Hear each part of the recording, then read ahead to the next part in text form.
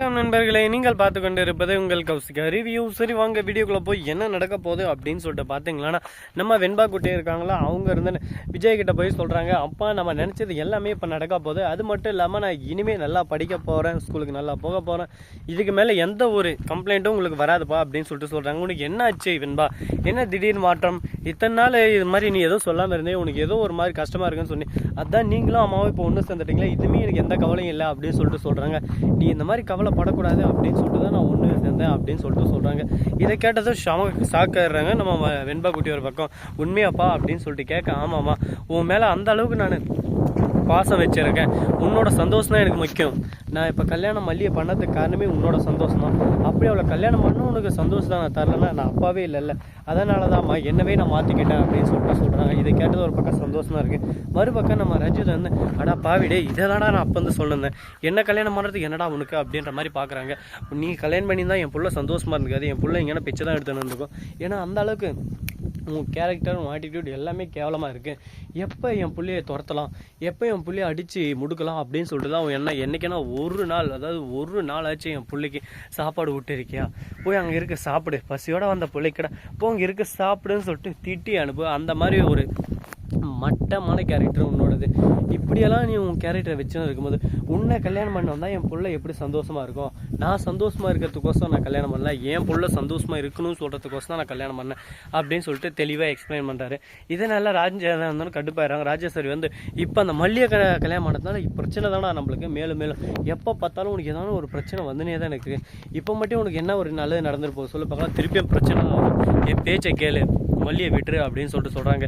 நீங்கள் சொன்னதை நானும் யோசித்தேன் கொஞ்சம் நாளைக்கு முன்னாடி, இன்னும் 3 மாதம் தானே, அதுக்குள்ளே வெண்பா முழுசாக என்னோட பொண்ணாயிருவா, இதுக்கு மேலே யாருமே வெண்பா உரிமை கொண்டாட வரமாட்டாங்க, ஏன்னா அவளுக்கு பர்த்டே வந்துடும், அதுக்கப்புறம் அவள் என்னோட பொண்ணு மட்டும்தான் அப்படின்னு சொல்லிட்டு நானும் நினச்சினேன். அதுக்கப்புறம் அவளை வெளியே அனுப்பிச்சிடலான்னு சொல்லிட்டு தான் யோசிச்சுன்னு தான். ஆனால் வெண்பாவோட முழு சந்தோஷமும் மல்லியோட முழு சந்தோஷமும் இவங்க 2 பேரோட சந்தோஷமும் இவங்களே தான் நாடி இருக்காங்க. அப்படி இருக்கும்போது நான் மல்லியை வந்து வெண்பா கிட்ட இருந்து பிரச்சனை, இந்த மாதிரி ஒரு பாவப்பட்ட ஜென்மம் யாருமே இருக்க மாட்டாங்க, அதனால் இனிமேல் நான் அந்த தப்பை செய்ய மாட்டேன் அப்படின்னு சொல்லிட்டு சொல்கிறாங்க. இதை கேட்டது என்ன சொல்கிறது ஏது சொல்கிறதுன்னு சொல்லிட்டு தெரியாமல் திருன்னு ஒரு பக்கம் முழிச்சுன்னு இருக்காங்க. என்னடா இது நமக்கு வந்த சோதனை, எப்போ பார்த்தாலும் எல்லாமே இந்த மல்லிக்கு சாதகமாகவே அமைக்குது, கடவுளே ஏன் என்ன மட்டும் இப்படி சோதிக்கிற அப்படின்னு சொல்லிட்டு கேட்க, தம்பி உன்னை கடவுள் நான் சோதிக்கலப்பா, நீயே தான் உனக்கு சோதிச்சிடன்ற மாதிரி நம்ம ராஜேஸ்வரிக்கும் மறுபக்கம் நம்ம ரஞ்சித்துக்கும் மைண்ட் வாஷ் கேட்குது. உடனே ராஜேஸ்வரி வந்து கோவத்தோடு அங்கேருந்து எழுந்து போயிடுறாங்க. நம்ம மல்லி இருக்காங்களா, அவங்க வந்து ரஞ்சித்தை பார்த்து, என்ன ரஞ்சிதம் கடுப்பாக இருக்க போல், என்ன ஆல்ரெடி கடுப்பில் இருக்கண்டி, என்ன சும்மா கடுப்பேற்றாத வெறுப்பேற்றாத, அவ்வளோதான் பார்த்துக்கோ அப்படின்னு சொல்லிட்டு திட்டிட்டு அந்த இடத்துலேருந்து போயிடுறாங்க. இதுக்கப்புறம் என்ன நடக்க போகுது ஏது நடக்க போகுது, இவங்களோட முழு ரியாக்ஷன் எப்படி இருக்க போகுது அப்படின்ற ஒவ்வொரு விஷயத்தையும் நம்ம 1 by 1 இன்ச்சாக நம்ம கண்கூட பார்க்க தான் போகிறோம். அது மட்டும் இல்லாமல் இந்த இடத்துக்கு புதுசாக ஒரு சாமியார் வராங்க. அவங்க வந்து என்ன சொல்கிறாங்க அப்படின்னு சொல்லிட்டு பார்த்தீங்கன்னா, மிஸ்டர் விஜய் அப்படின்னு சொல்லிட்டு கூப்பிட்றாங்க. விஜய் வராங்க.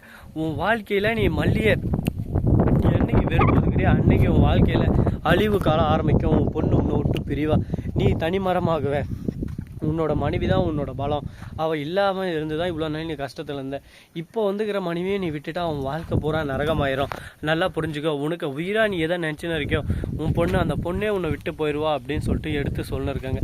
இதெல்லாம் கேட்ட அப்புறமும் இல்லை எனக்கு வேணாம், எனக்கு என் வெண்பா மட்டும் போதும் அப்படின்னு சொல்லிட்டு சொல்கிறதுக்கு ஒன்றும் நம்ம விஜய் முட்டாள் இல்லைங்க. ஏன்னா விஜய்க்கு நல்லாவே தெரியும், ஏன்னா 4வது சைட்லேருந்து பிரச்சனை மேலே பிரச்சனை வந்துன்னு இருக்குது, இதுக்கு மத்தியில் நாம் கரெக்டாக இருந்தால் மட்டும்தான் எல்லாமே கரெக்டாக நடக்கும் அப்படின்னு சொல்லிட்டு அவரே ஆல்ரெடி யோசிச்சுட்டு இருக்காரு.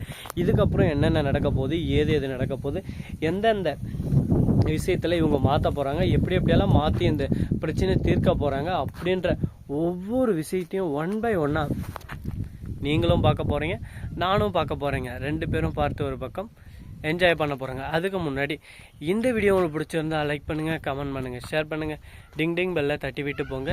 அப்போ தான் நான் போகிற அடுத்தடுத்த வீடியோ உடனுக்குடன் வரும். மிக்க நன்றி. தேங்க்ஸ் ஃபார் வாட்சிங்.